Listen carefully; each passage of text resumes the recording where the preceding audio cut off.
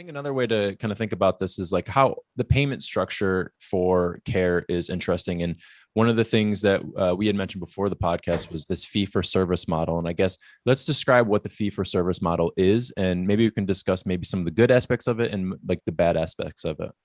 Okay, so the fee for service model is such that, at least in the physical therapy world, there are some codes that are time-based. Most of the PT codes are time-based, and some of them are not time-based. So if you come in for an evaluation, that code is not time-based, so we can take as much time or as little time as we need to perform that initial assessment of what your issue is. And then the treatment codes are largely time-based. So if I'm going to be doing therapeutic exercise or some type of manual therapy with you, each individual code is like 8 to 15 minutes is like one unit.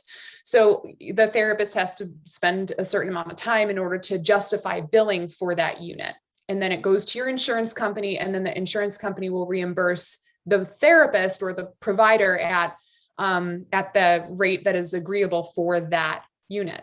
The positive side of fee for service is you really are just billing for the time that you're with the patient. So if you are seeing the patient, you're doing some sort of treatment with them for 45 minutes, that's 3 units of care, and then you see the patient, and then that's it.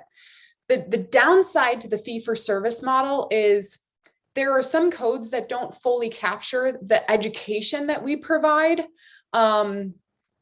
The education, like in my opinion, education is part of the therapy experience. You have to be able to educate your patient in order for them to have the best success, especially early on.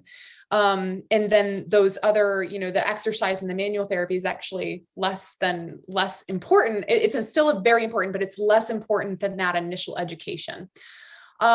So that's kind of one of the downsides. Another downside is, in order for private practices to be ultimately profitable or even to break even, the reimbursement rates for each individual fee-for-service code has just been steadily either staying the same as our expenses increase, or the reimbursement has actually been decreasing since the 90s.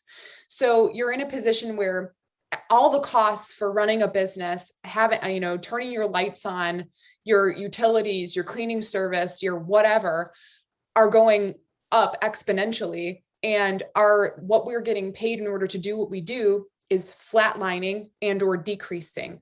And there's a huge problem with that, obviously, because if we can't pay ourselves, we can't keep our lights on. And then in order to pay ourselves, what happens is places will often just increase their volume.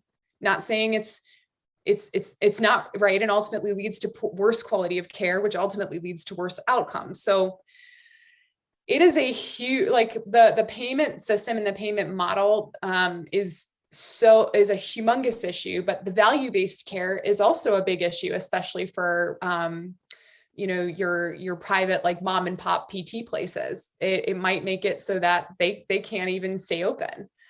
So I don't know. I think that we're seeing such a big shift, especially from a payment perspective. We have identified that there are significant problems, but I don't know that anybody really knows how to solve it.